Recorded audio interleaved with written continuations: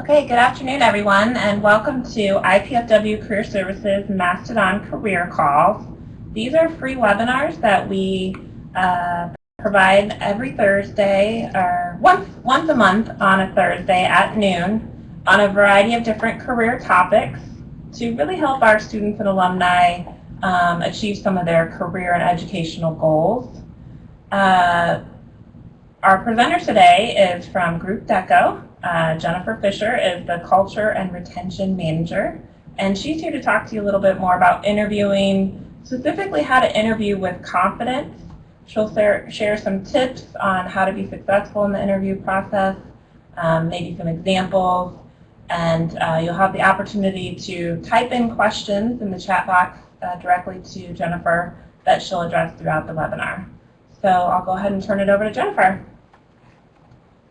Hello, everyone. Hopefully you can see me now.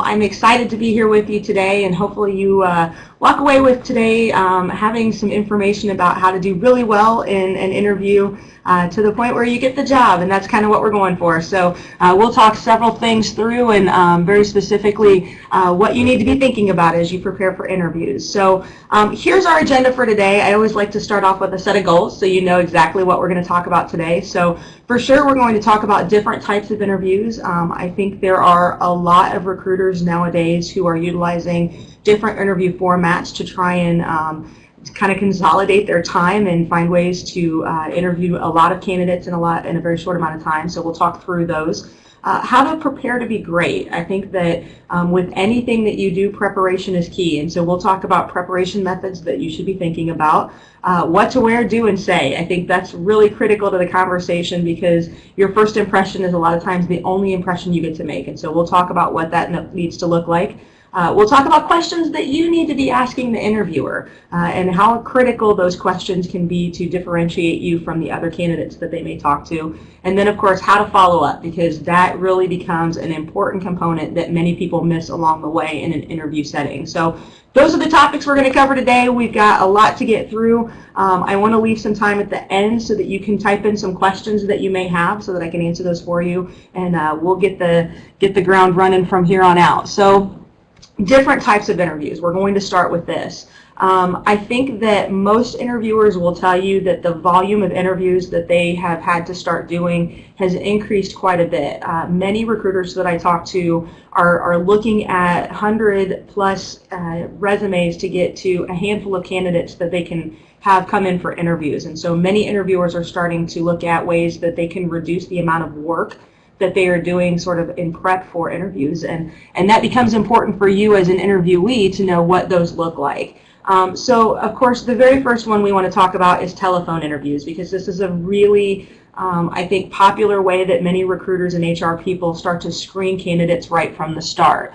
So some key things that you need to know about phone interviews. Again, they are very popular right now. I know for myself, I'm interviewing candidates from all over the United States. So this is my very first phone screen. It is the very first thing that we do with candidates when they are interested in our company, Group Deco. I will tell you, I'm talking to a lot of people that are starting to add in a screen in advance of a phone screen that includes sending candidates a list of questions to answer via email or write out answers to. I can tell you that for many candidates that can be a struggle because it means you've got to be paying attention to grammar, you've got to be paying attention to spelling and things of that sort, but I am seeing with some increased popularity, and it's something that we're doing on site at our company in effort to screen down even further the number of candidates that we're getting.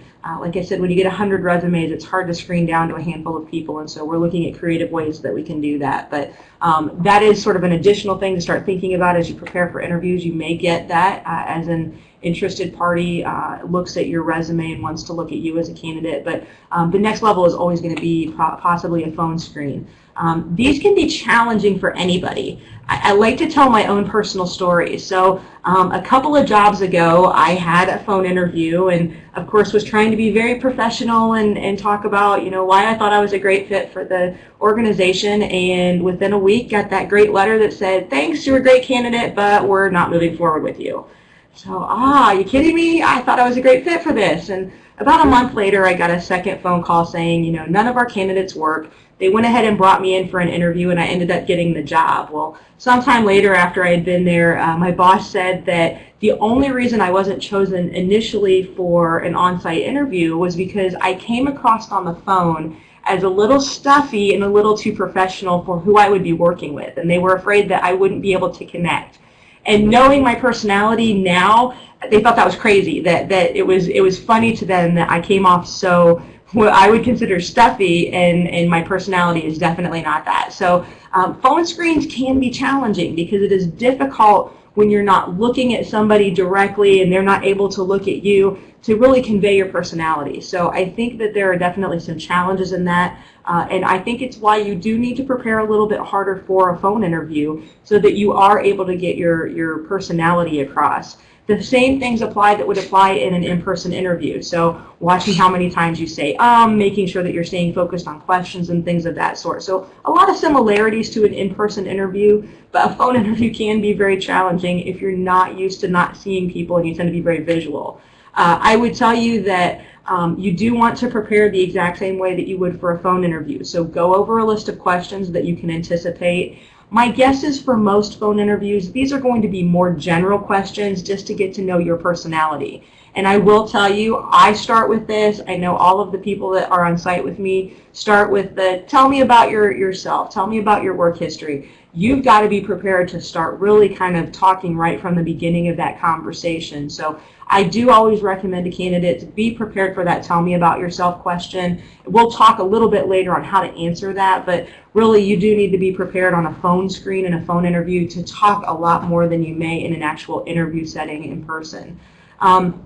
When we start to think about doing a phone screen, of course, you do want to make sure that you are in an area that is free from interruption, is quiet, that you're able to really kind of process and think and answer questions. So if you have kids, really it is critical that you be separated into a different space and not be a distraction to you. I hate to tell you this, but phone interviewers, if there are things that are distracting you from the phone interview, you probably are not going to get an on-site interview. And so you do want to make sure that you're in a space that is free from interruption, that you're able to focus in on the conversation itself.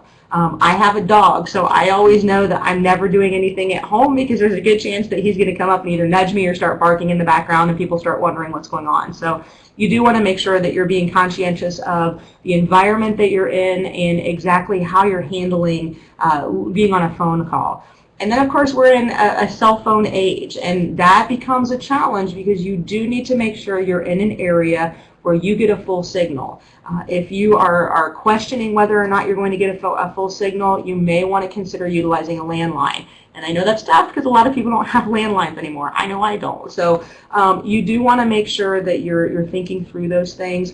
I would tell you, especially if you're an IPFW student or alumni, use the resources at the college. I would be willing to bet money that the college career services department would be willing to let you use a landline if you needed to use that. So certainly reach out to those resources that you know you can access as a college student or a college alumni of IPFW, and use those resources to your benefit if you do think that you may be in an area where you're not going to get good signal. And then that's really something to think about. And then, of course, no matter what, it goes back to preparation. Be prepared for the questions that they're going to ask. Having looked through some things, and we'll talk about how to prepare for an interview very specifically, but you do need to think of this like any other interview. And it even sounds silly. I tell people to dress up like you would dress up if you were going to an actual interview. There is something to be said for not being in your pajamas and doing an interview. I think it kind of changed your attitude a little bit. I know that salespeople get this conversation a lot about dress the way you want people to perceive you, even if they're never going to see you. Sometimes that can affect your attitude. So I would recommend that you do think about those things because all of those things can play into whether or not you get an on-site interview with a company. And of course, that's what you're going for. That's kind of the next step in the whole process, and that's what you want to be thinking about. Of course, we'll talk very specifically about questions that you should ask, but I would definitely say in this stage, you want to ask some really good questions. I always tell candidates, stay away from the stuff that has to do with salary, benefits.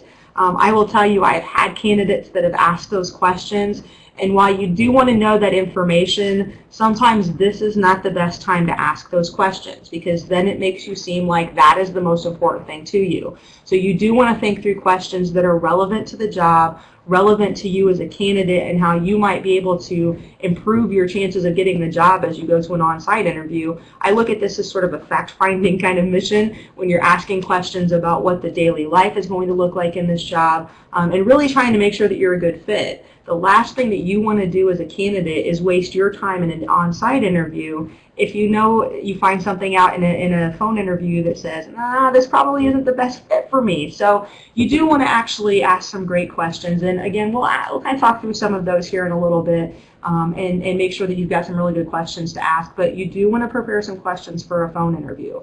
I have a lot of people ask me how long a phone screen will last, and I think I'm a little different than many other people. I personally have phone screens that last 45 minutes to an hour. I've seen some phone screens that last 15 to 20 minutes. So it really depends on the person who's going to be interviewing you and their strategy for interviewing. It may be that literally this phone screen is just, can you put together a sentence and communicate your background to them, and that may be what the phone screen is about. For me personally, I really look at this as an in-depth way to get to know candidates and really narrow my field of candidacies. Like I said, you know, if you're getting 100 people applying for a position, and that's pretty standard anymore, you want to be able to do what you can to really screen that down, to have 5 or 6 people come on site to be able to start looking at who is the best fit for your job. So this phone screen really becomes a great opportunity for most recruiters to be able to do that, and for you to really set yourself apart from other people. So this is really your chance to shine and make sure that you're putting forth your best effort in terms of what you're going to say to people.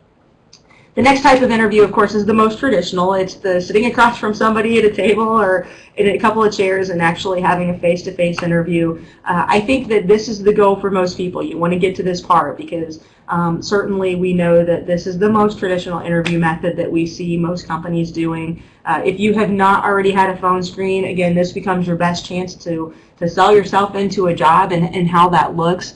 Some definite things to know about an in-person interview. Of course, this gives you an opportunity to see where you would be working. This can be hugely beneficial. How long did it take you to get from where you live to where you're going to be working? Was there a lot of traffic? Things like that. Those are really important things to think about. What's the building look like? So do they take pride in their location? Do they take pride in those things? I also believe this is a really good opportunity for you to test the culture of a company. So it sounds crazy, but I always recommend, if there is a person sitting at a front desk area when you arrive, sometimes it can be beneficial to talk to that person and just say, so what do you like about working here? Or what can you tell me about the company? Sometimes, depending on how they interact with you, you can start to get a feel for the company. Listen to the way that they answer the phone. Are they pleasant on the phone, not pleasant on the phone? Watch what people are doing around you and how they're interacting. Sometimes that can give you a really good indication about what the culture is like there and what they value. I have actually walked in and done this before, and I've always been surprised when I ask the question of, well, tell me what you like about your job. And then you see that little bit of hesitation on, well, it's a good place to work. And then, I actually got hired and suddenly realized I got why there was a hesitation in what she was saying. So sometimes you can use this as a guide to say, maybe this isn't the best place for me. And you do need to understand that as much as a company is interviewing you to find out if you're the right fit for them, the interview process is just as much about you figuring out if a company is a good fit for you. I think even in a terrible job market, you do need to make sure that you're looking at what's important to you. What does your value system say? What does you as a candidate want out of a job? And do those things fit with where you're interviewing? I don't ever want to tell people not to take jobs, especially if you're struggling to find one, but of course, you don't want to have a crummy experience if it's not the right fit from the beginning. So this is a great time to really figure out if those are the things that you're starting to see. And it's always an opportunity to observe. I always say when you're going to an on-site interview, arrive really early for 2 reasons. Number one, this gives you a chance to sit in your car and almost have that Zen moment where you're kind of processing through what you're going to say, what you're going to do. It gives you a chance to really kind of relax and not feel rushed. I've always noticed that I can tell a difference in people who are rushing to get there and rush to come straight into me, because the entire beginning of the interview feels very rushed from their perspective. Getting to the place early, sitting in your car for a few minutes gives you a chance to actually kind of calm down and make sure that you kind of got some time to really process through what you're going to say and how you're going to say it. So it does allow you some extra time to be able to kind of just relax and come down a little bit before you walk through the door. And then I can tell you, I've rarely had it happen where even when you arrive early, and I say usually go in the building about 10 minutes early, most times you're going to sit there until the exact same time that your interview is scheduled to start. So expect that to happen. It's not the person trying to be rude. It's very, very likely that they are working on many, many other tasks, and they're planning to start that at the right time. Occasionally you will have had a circumstance where the interviewer will start late. Again, I tell interviewers, and I do this training on the interviewer side as well, I tell interviewers don't be late for interviews. But if you do have that happen, just realize, take some moments to breathe, continue to observe around you and see what's happening. But really the thing is just do your best as soon as you walk through the door, and trying to keep their attention and keep them focused on what was ever going through their mind before they sat down with you, and that can be important. I tell you, always dress professionally. I do occasionally have candidates that will ask me what our dress code is on site, and we actually have a little bit more relaxed code. It's very business casual, and a little more on the side of casual than business. But I always recommend to interviewees, dress more professionally than you think you need to. And for gentlemen, that means, you know, a nice pair of pants, nice pair of shoes, a dress shirt, and a tie would be perfectly acceptable. Have a jacket with you. That can always help. And always depending on what kind of position you're interviewing for as well. If you're going to be interviewing for a position that's a high-level sales assistant or a high-level executive level, then absolutely I say dress in a suit every single time. If you're going to be interviewing for something else, then be aware that I always say be more conservative than you need to. For ladies, your skirts should always come to your knee at least. High things are never going to work. Always recognizing that things that are too low cut, things that are too tight, are probably not going to send the message that you want. Again, I always recommend dress layers. So something nice underneath, a jacket over top, and a pair of nice slacks. Skirt for gentlemen, a pair of nice slacks. Those things layered are going to help you to make good decisions about what to wear. And we'll talk much more about your image when you walk through the door and how that impacts people, but always dress professionally, and a little more so than you think you need to. Do realize that you may be interviewed by more than one person. Generally, your interviewer is going to let you know if you're going to be interviewing in a group setting or if you're going to have interviews with more than one person, but not always. So be prepared to do that. I know I went through an interview one time where they very purposely put you with several people just to see what your energy level was like at the end of the day. So they do sometimes use that as a screening tool to see, did you get through all of those interviews? Were you consistent in the things that you said? Did you portray a consistent behavior or attitude? And then by the end of the day, do you have still energy to go through? For many positions, that's kind of critical. You've got to be able to make sure that you've got the energy level to get through an entire day of work. So do be prepared if they're going to put you in an interview where you're talking to just one person several times, multiple people at given times, or if you're working in a group setting, that it can be a little more challenging. I do say if you have several people sitting in a room that are interviewing you, always try and give what I call face time to everyone, recognizing that whoever asked you the question, spend, I would say, about 60% of the time looking at them and answering the question, and then the rest of the time you're actually going to make eye contact with everybody else in the room. So be prepared if that happens. Don't panic over it. Sometimes people get a little anxiety over more people in the room. Don't panic. It's just as though you're sitting across from somebody else. There's just a couple somebody else's in the room to be prepared for. And then always give yourself a chance to sell yourself. This is your best chance, really, to get the job. I always say that resumes are a great tool to get you in the door, and that's where you sell yourself.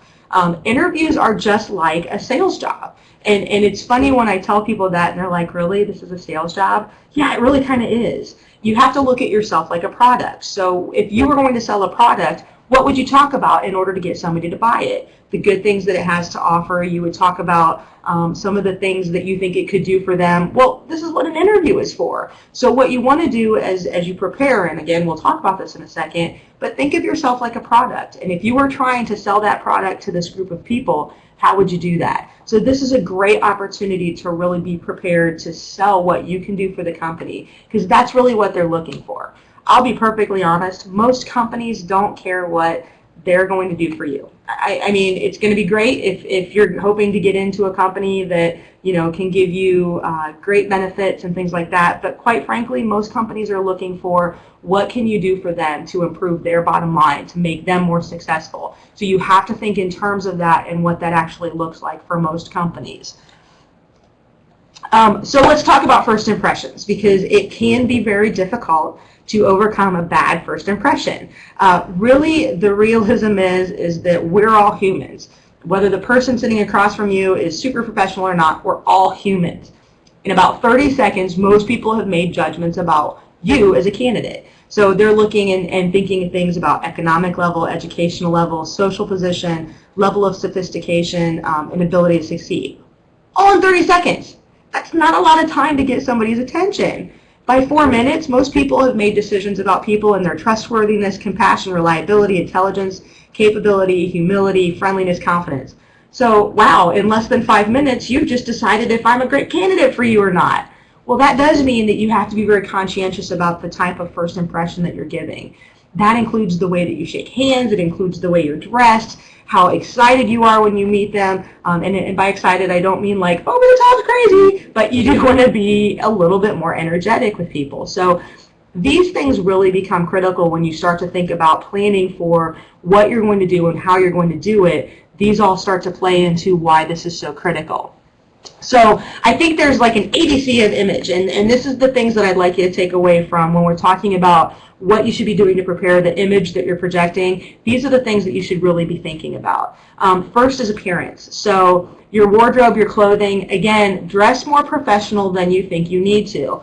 If somebody tells you, hey, we've got a really relaxed environment, then dress business casual. So that would mean for fellas, a nice pair of khakis, nice pair of dress pants, you know, maybe a sweater vest or a nice shirt.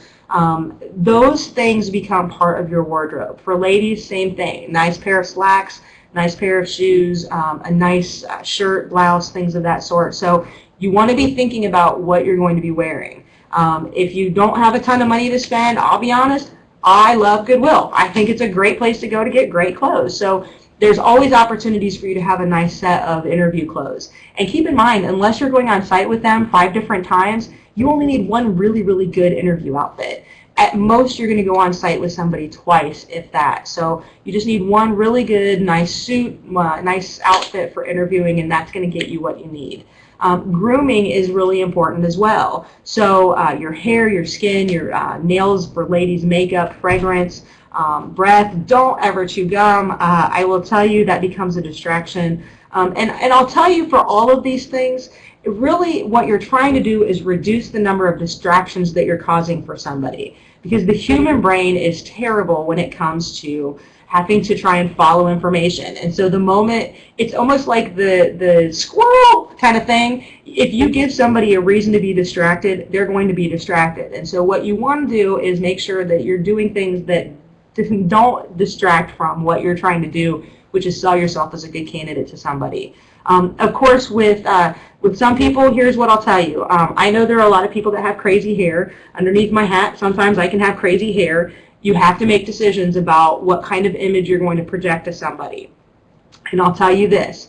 I do have questions a lot of times from students and from others who maybe have piercings, who have different colored hair, if they should change that, if they should take it out, and things of that sort. And I always say the same thing. There are consequences to every decision you make. So you can choose, honestly, to keep the piercings in, to keep your hair a different color, or keep it crazy, and that may be okay for the person that you're interviewing with. It may not. You're taking a risk that it's going to be okay. You have to make that decision. And really the big question is, do you want to work for a corporation that doesn't want you to be there if your hair looks crazy? You have to think about the consequences associated with that. I have an extra earring up top, and I've been told by upper level people in some very conservative industries that if I wanted to move up in a position, I needed to take that out. Well, that to me is not, I don't care. I work for a company that doesn't care if I wear an extra earring or two. So you have to make decisions about what your value stream is, and if the corporation that you're interviewing with shares that same value stream. You're going to find companies that really don't care about those things, that value those things completely, that uniqueness. You have to make decisions, though, about whether or not you're going to continue to do those things or if you're going to take them out. It really, truly becomes the choice that you want to make, the image that you want to portray, always recognizing that there's a consequence associated with that. For some people, I like that uniqueness. I like that has an opportunity to be different for somebody. I think that's great. There are a lot of companies, though, that don't think like that. So you do need to recognize that there are consequences depending on the image that you want to project to people. Behavior is the B side of things, and really this becomes critical in every element. So the communication that you've got all the way leading up to your on-site interview, the communication you've got while you're there, and then of course the communication that you've got right after you've been there. All of those things really become important. Of course, etiquette, your phone and your email. I will tell you, a lot of people anymore struggle with professional emails, and I'm seeing it unfortunately a lot in students, where a lot of people are starting to utilize texting language in email format. I will tell you that your email should look nothing different than a cover letter would. So if you would do a cover letter and put the word you and put, LOL, that's probably not going to get you a job. Your email should not look any different. It should start with Dear Mr. Ms. or Dear Jennifer or whatever that is, but the salutation should be the exact same as if you were writing a letter to somebody. The format and the body of it should be very professional in language. Make sure you check for spelling and grammar, because a lot of times you can't do that through email functions, and even if you can, you still want to check it. But you always want to make sure that that looks the way it's supposed to professionally. And then I always recommend signing it sincerely and then your name. That is a great way to make sure that you're being professional with your emails. I think that there is a high expectation for most recruiters for that. I will tell you that the moment somebody starts an email to me with the word hey, I probably haven't read the rest of it, because I feel like you should at least be more professional than starting an email to me that you don't know me with hey. Now, if you get to know me, we can have a more personal relationship when it comes to emails like that. But when you're starting an email to somebody, and I've had it happen to me time and time again, don't start with something that is a lot more casual with somebody that you don't know. It's not a good way to get your email read, and certainly not a good way to get you through the door. Also, some other things to think about.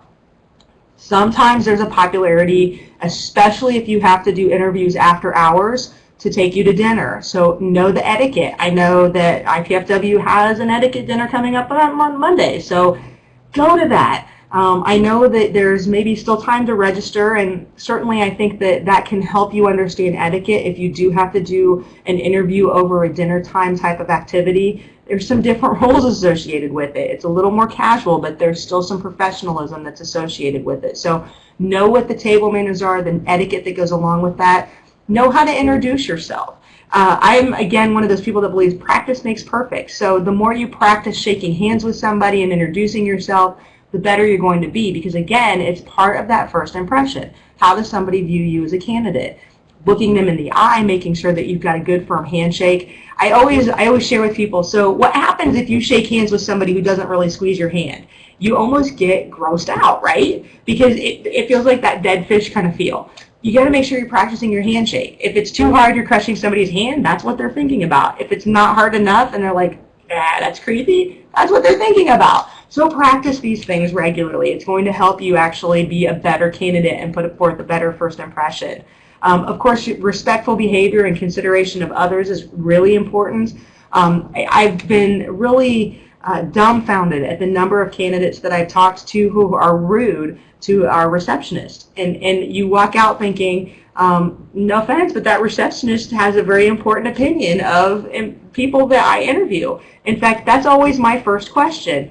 How did that person communicate to you when they walked through the door? And if that person has not been respectful, I promise you they're not getting a call back for anything else. Because I feel like everyone in the organization deserves respect. It doesn't matter if they're the person at the front desk answering the phone, they're the person giving you the job, or the person who's going to be the CEO. It doesn't make any difference. They all deserve your respect. So if at any point you're not respecting people in the company, that's going to get back to the person who's interviewing you. I promise you. I talked to recruiter after recruiter who utilizes the person at the front desk as a screening tool for the people that they interview. That person becomes almost as important as the person you're actually sitting and talking to during an interview. So you do need to be respectful of other people. Having respectful behavior. I have on occasions had a couple of people contact me and be rude. You do need to understand that there are times when the recruiting process can take weeks to get through. When you're screening candidates and you're trying to get to the next level, that can really take 4 weeks at a time. So what you want to do is be respectful of that fact, but I've had people call me and say, are you going to make a decision soon? Well, yeah, I just made a decision right there. Thanks so much for calling me. So you do want to be respectful every single time you communicate with that organization on every single level, and just recognize that it takes some time.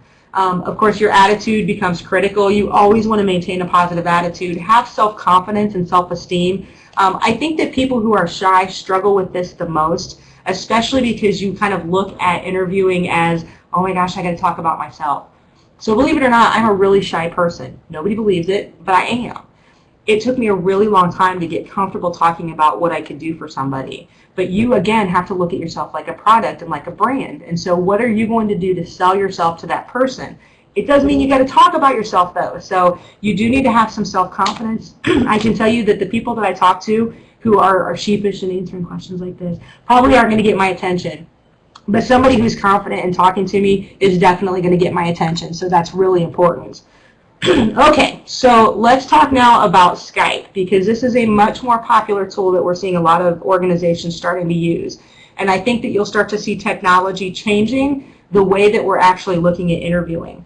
Like I said, we're starting to send out questionnaires to people and asking them to write back their answers to those questions. Skype is another tool that people are using so that people don't have to spend a lot of money to get candidates on site. This is especially true if you're interviewing with a company who is nowhere near where you're living. They want to get a great look at you as a candidate, but they may not be able to do that without flying you in or doing something like that. And of course, we know costs are pretty high right now. So this is a way for a lot of companies to reduce their costs. Skype is a great way to do that. Now, I will tell you that your Career Services Department does have opportunities for you to practice mock interviewing skills on Skype. In fact, I'll be back on November 14th in the afternoon to do some Skype interviewing. So if you would like to practice these skills, and I definitely recommend it because this is a whole new realm if you've never done this, sign up to do that and make sure that you're practicing those skills like you would practice any interview skill that you might have. So a Skype interview basically is done online and provides a video feed of both parties. So you're videotaping yourself, the interviewer is videotaping themselves, and you can see each other's animation. It's a great way to communicate, and it's a great way to get a feel for the person that you're interviewing. So it is a great way for companies to really kind of see how you are in person a little bit more. But you do need to make sure that you've got a good connection on both ends. Technology can fail, and we know that. So you do need to have a backup plan if it's not working. I always say test it in advance so that you know that it's going to work, and you don't have to worry about any connection issues while you're working on it. It does give you another opportunity to alternatively interview with companies that maybe you can't get on site with. So sometimes offering that as an opportunity for people can be a good way to get your foot in the door, because it does mean that you don't actually have to be on site for it. So I would recommend practicing that if you've never worked with Skype, if you've never done a Skype interview. Even if you have done a Skype interview, I would definitely work with that and practice those skills. Again, like I said on the phone interviewing things, dress the way you would as though you were going to an on-site interview. So a nice suit, again, I think it does affect your attitude. It affects the way that you project yourself. So sitting there with a pair of pajama bottoms, while you could get away with that with a nice suit top, I would say just go ahead and put the whole suit on. It's going to be best for you in the end because you're going to feel better about it. All right, so let's talk through some of the do's and don'ts about interviewing, because I think it is important that we have these conversations. And certainly before the interview, there are some things that you need to be doing to prepare yourself for the interview. An interview isn't just about walking through the door and answering a bunch of questions. The prep work that you do in advance of that is almost going to become more critical than actually sitting down with them. And so here's one thing I recommend. Before you ever send out your resume to somebody, clean up your stuff on social media. And I know that you guys get harped on that time after time after time. But here's what's going to end up happening. If a company has not already looked you up online, I can almost bet money that as soon as you walk through the door for an interview, they're going to look you up online, because then all bets are off. They can do whatever they want online to check you out as a candidate. So if you've got that Facebook picture of yourself doing something that you shouldn't be doing, that may directly impact their decision to have you back on site. If you've got things sitting out there where you've talked negatively about another employer, that's going to impact them having you back on site. And there are multiple stories out there of people who have either lost their jobs or lost their candidacies because of the things that they've posted up on social media. Do be aware that companies are looking. In fact, I've seen estimates of anywhere from 60 to 90% of companies looking candidates up online. Now, is it a huge no-no before they actually interview you and see you? Absolutely. Does it happen? Absolutely. So before you ever send out your resume, I would absolutely recommend that you clean up those sites.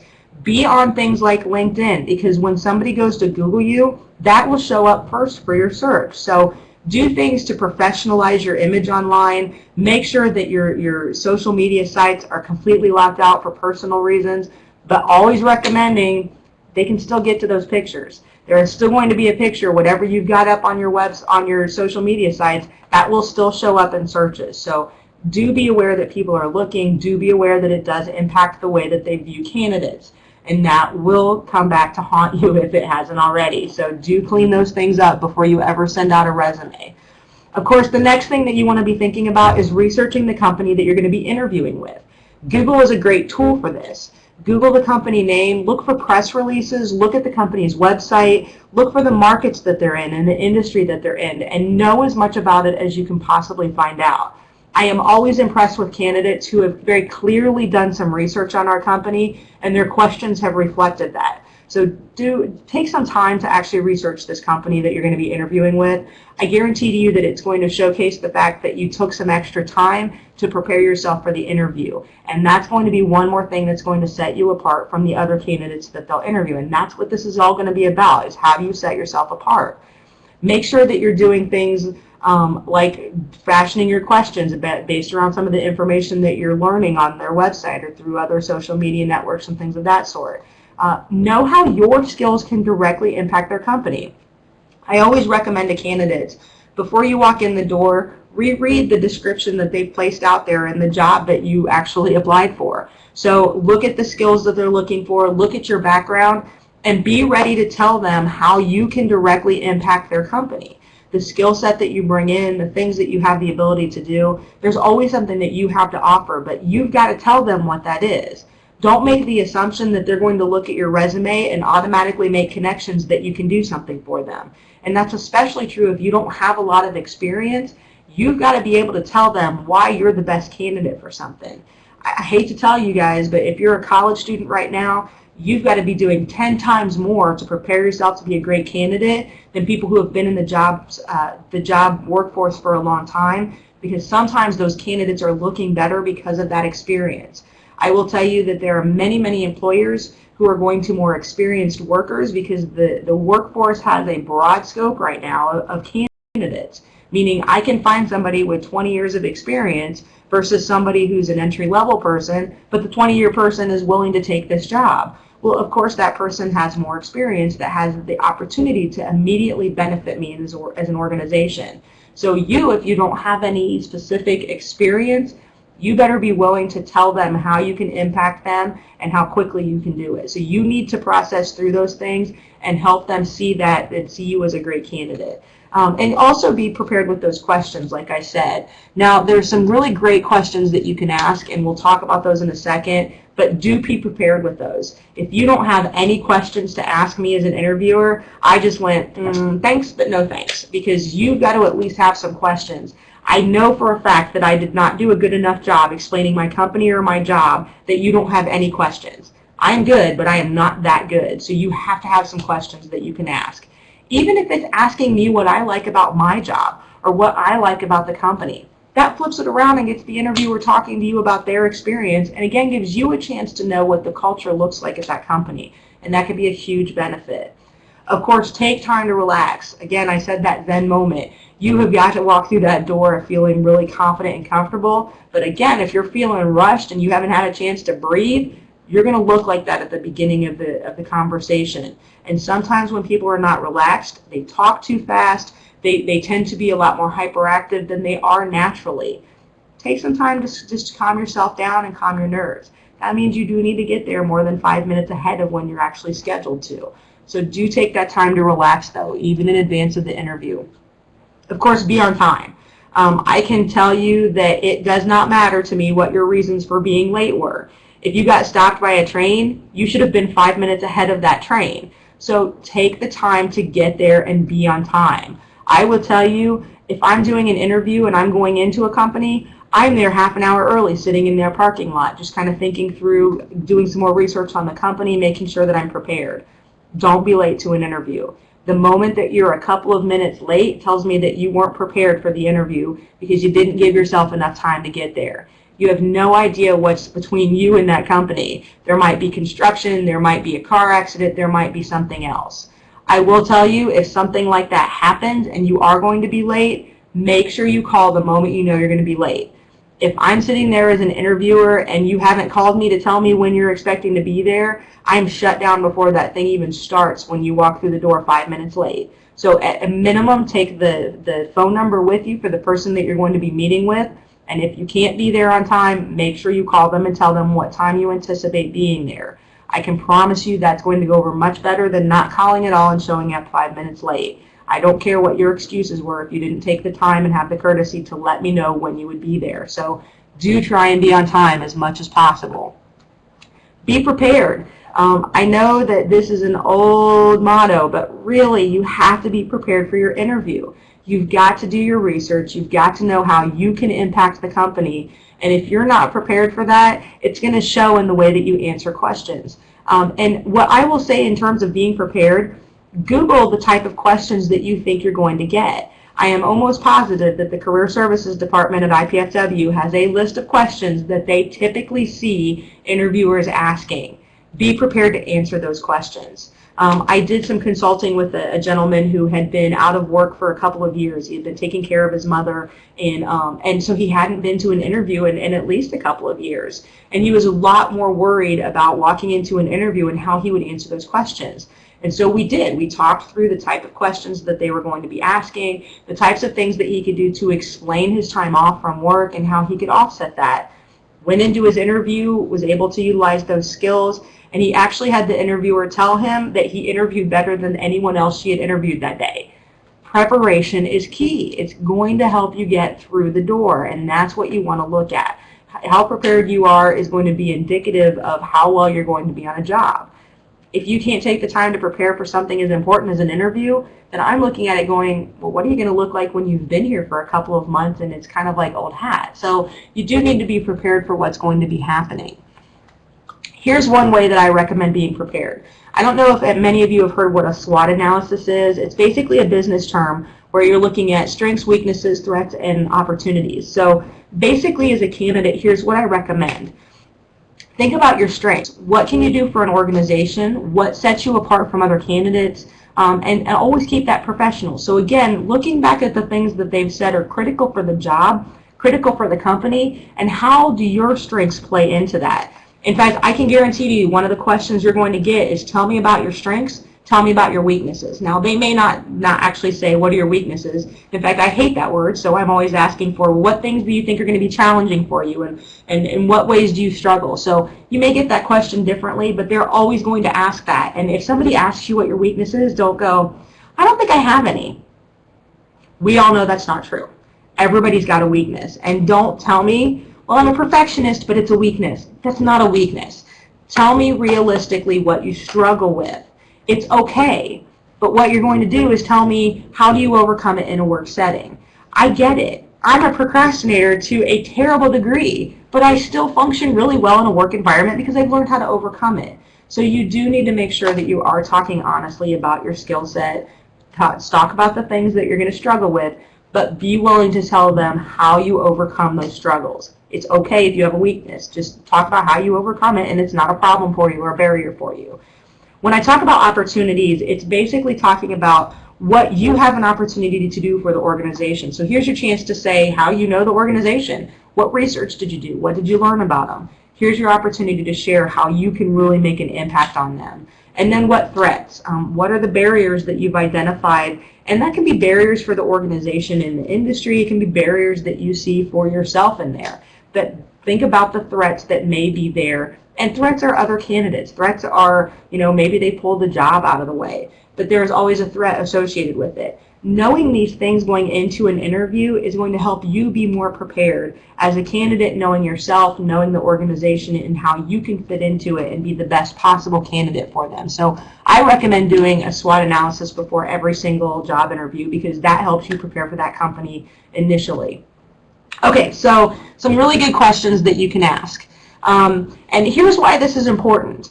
The questions that you ask is an opportunity for you to set yourself apart from everybody else who's actually going to be there.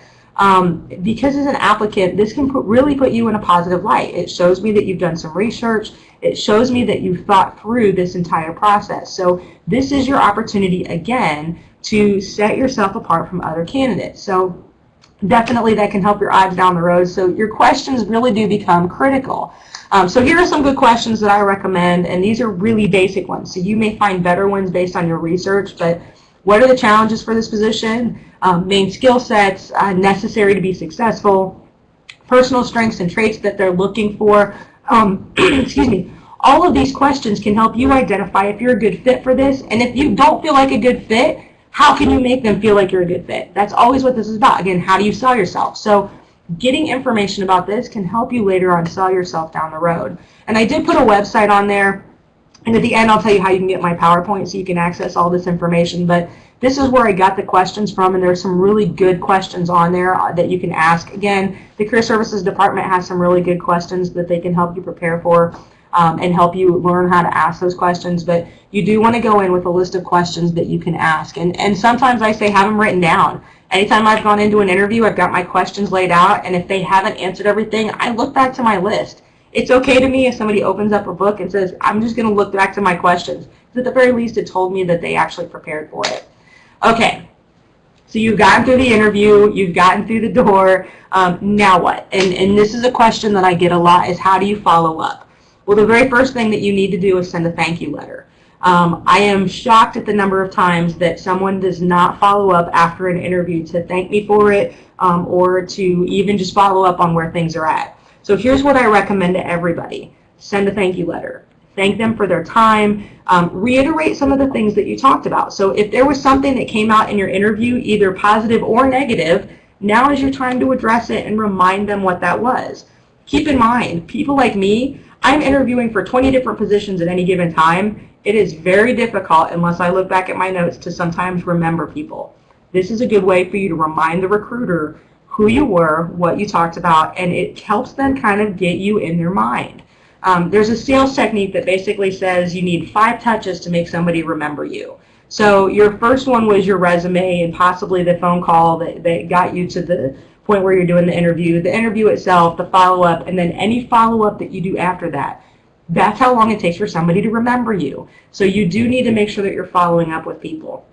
Now, I will tell you, if you make a decision that you don't want this job, tell them that. I have seen it happen before where a company considers a person a top candidate, but that person walked out of the interview totally wanting to take themselves out of candidacy. You will not burn a bridge if you basically tell them, I don't feel like this is the right fit right now. So let them know when you no longer consider yourself a candidate. That can be critical to not burning bridges. What ends up happening is if you don't tell them that, they consider you a top candidate, they get 6 weeks into this, offer you a position, and you're like, no, I'm not interested. They may have just lost out on the other candidates that they were going to pursue because you knew right from the beginning that you didn't want the job. Don't be afraid to be honest with people. If it's not a good fit for you, it's okay. Just tell them that. And then just continue to follow up with people. I've had some people ask me how often you should follow up. I would say that if you're following up about once a week, once every other week right at the beginning, at some point I would curtail that though. Don't send an email every single week going, hey, just want to check in. It's okay if you do, but at some point they're not looking at it. So I would just follow up, just keep them in mind. If you get that letter that says thanks but no thanks, do this. Send them a follow-up to that and say, thank you so much for letting me know. I still am really interested in your company. If other positions become available, I would certainly love to talk to you about those. Here's what this does. Number one, it tells me that you cared enough to take the time to send me a follow-up letter. Number two, I've actually hired 2 people so far who sent me that follow-up letter and another job came up because they took the time to follow up. In fact, I created a position for somebody who sent me that follow-up letter because she was a good enough candidate that I wanted to relook at her for something else. So this can be beneficial for you if you use it, but you got to follow up. How you follow up is going to become critical. I will tell you that especially if you're going for a sales position, some companies are using this as a test. If you can't follow up with a job, then how are you ever going to follow up when you're selling a product for the company? So really kind of look at it like this. More than anything, stay positive when you're doing it and make sure that you're not having a negative tone to any time that you're connecting with the company. All right, so I want to start with 3 things and then I'll get to some questions. I know there's one over there. This is my dog Eli, and I always like to end presentations with some lessons that I've learned from him. He's a little bit crazy, much bigger now, and luckily has grown into his ears. But I have discovered that observing his behavior has allowed me to apply some things to job searching that maybe I didn't think about before. So I'm writing a book about him and certainly the lessons I've learned. And so I wanted to share some of that with you so that you walk away with 3 things that I really want you to remember no matter what. Number 1, be prepared to accept anything, any opportunity that presents itself, any chance that you can get in front of somebody. Always be prepared. I will tell you that there are times when you're not prepared for an interview that happens at the grocery store because you ran into somebody. Always be prepared. Whether you're walking into an interview or you're walking in the grocery store, be prepared to share why you're a great candidate for somebody. The more prepared you are, the better your chances are to get that job. Number 2, smile. You would be shocked at how disarming it is when somebody smiles at you. Be pleasant, be enthusiastic, and smile regularly. That will get you a long way in an interview. And then more than anything, just be enthusiastic. We have a term at Group Deco called the Eeyore. So if you're walking in going, oh, everything's good and everything's fine, you're probably not going to get a job with us because our culture is very fun, it's very upbeat, and an Eeyore just is not going to fit in that culture. So you do need to understand the culture of the company that you're going into, but be enthusiastic. Be willing to share with them why you think you're a good candidate. If you don't believe it, then the other person's not going to believe it either. So the more enthusiastic you are, the better it's going to be. And I have a mantra that I share with everyone. Enthusiasm trumps everything else. So if you don't have the best experience, if you don't have the best work history, enthusiasm can trump everything else. If you believe you can do it, you have a better chance of teaching them and telling them that you can do it too. That's critical. Okay. If you do all those things, hopefully that means you get hired. And that's really what this process is all about, is preparing you to be a better interviewer and be a better interviewee so that you have the opportunity of walking in the door and wowing people. Again, I will tell you that recruiters and human resources people are overwhelmed when it comes to trying to find good candidates. The more you can be prepared and help them to see you as a good candidate, the more likely you are to get a job. And that's really what this process is all about. So questions. All right, so Christine has a question over there. Can it negatively impact you if an employer checks and you don't have a Facebook account? So, okay, going back to the social media thing. I don't know that it will affect you. I think most employers, more than anything, are setting up Google. So I Google somebody, and if Facebook comes up, great. If it doesn't, I don't really care. I personally think it's crap to use Facebook to look at somebody. I think that it's no different than way back before we had Facebook. Employers didn't follow a candidate out and check and see what they were doing on the weekends. It didn't happen. So I think it's kind of crap when employers say, well, we're going to go look at Facebook because that's, we want to make sure that they're proper. I think it's unprofessional for us to expect people in a social environment to be always professional. Does it happen? It happens all the time. In fact, I talk to employer after employer who makes decisions based on Facebook. It does mean that you have to be cautious. I will not say that it will actually impact you negatively if you don't have a Facebook account. Now, Zachary wants to know about LinkedIn. I will tell you that will it negatively impact you not to have LinkedIn? Not necessarily, but I will tell you it's a great tool that you can use to help you get to people. LinkedIn is basically like the professional world's Facebook. So it is a great opportunity on a couple of different levels to network with people and things like that. I think where the real value is for students is to go ahead and have an account, fill in your information. So look at it like an online resume. If you have professors that are on there that you have connected with and you're doing really well in their class, connect with them on LinkedIn and ask them to write a reference letter for you. This is a great way to start building an online profile where people can actually start to see what you're qualified for. Anytime you do a presentation, put it up on SlideShare and then link it from LinkedIn. Talk professionally about things, get involved in groups, and actually start to put up comments and things like that that are professional. All these things can help employers look at you a little differently. I do try and look at people's LinkedIn accounts when I have interviewed them. I do go to LinkedIn and I take a look because it gives me another layer of information that I maybe didn't get on their resume and I maybe didn't get in the interview. And especially that's true if I see that people have recommended them, things of that sort. It's just an extra layer of information I can look at. Let's see, what impression should I act in front of a police officer in face-to-face conversation? So I'm going to assume that you are interested in becoming a police officer. I will tell you that I actually have friends that are on the interview committee for the police academy. And basically what they tell me is that they are looking for professional candidates. They are looking for people who can communicate well, who can communicate with not authority, because authority is not the right word, but certainly with some assertiveness. You want to make sure that you're looking them in the eye and that you're confidently talking about what you have the ability to do as a police officer. So I think that, and this goes true for any interview. It doesn't matter if you're interviewing to be a police officer in the police academy. It doesn't matter if you're coming in to be somebody on our production floor.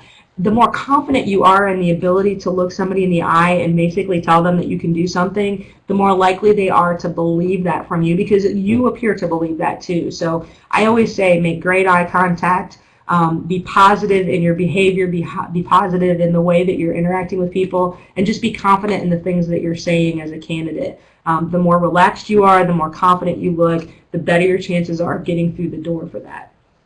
So we have like 4 more minutes if anybody else has any other questions. I think somebody's typing right now, so I will answer that. Oh, nope, we lost it. I will tell you, really from my perspective, the things that usually impress me the most, a lot of times come with the follow-up. It's how did somebody follow up with me? I do have people a lot of times that see when we've posted positions and call me after they've actually applied. And I'm not opposed to that. I will tell you, I get so busy, sometimes I can't respond to everyone, and so that becomes a bit challenging. So don't feel like somebody's not paying attention to you if they can't respond right away. I'll tell you that a recruiting job is very, very busy. There are days when I walk away thinking, did I even do anything else other than talk to people? So do be patient with the process. That can be really important in terms of how long it takes. I think the typical recruiting cycle can take anywhere from a couple of weeks to get started to it may take months for us to get the right kind of candidates applying. You may or may not know whether you're being considered as a candidate. Again, when you receive 100 applications for one job, and this is happening consistently, it's not just us that's having this issue. There are a lot of companies that are getting a lot of applications for 1 or 2 positions. It becomes really challenging to respond to everybody. So I will tell you, just be patient in the process. Again, if you see somebody that you've applied for going to a job fair, I think this is a great way to go and talk to them. I actually had that happen to me where somebody had applied for a position and then it showed up at the IPFW career fair to introduce themselves to me. And then I ended up doing an interview with them. So it can be beneficial to look at the company, find out if they're going to be anywhere doing anything, and then talk to them later on. I think that can be a really great way to do those things. So there's definitely a way that you can be successful. I think that for the most part, people get very uptight and very nervous going into an interview. The more relaxed and prepared you are, it's like anything else. You wouldn't walk into a class presentation having not even opened your book to take a look at what you're presenting on. You wouldn't walk into an interview without understanding yourself and understanding how you can impact the company. So there are great ways that you can prepare for that, and hopefully this has been a great opportunity for you to see some of those things and begin to prepare for the interviews that you have coming up. I will tell you that Group DECO does have an internship program, so if you're a student, start looking for us on indianaintern.net in about February. We'll start posting our internship opportunities, and certainly write down my email and our website, and we'll post up things there as well. If you liked the presentation, I always put up my presentations on my Twitter account, and it's actually there right now. So the Twitter handle there is how you get to my account. You can download my presentation and some of the information in it. And if you need additional information, by all means, certainly email me, and I'll be more than happy to answer additional questions that you might have. But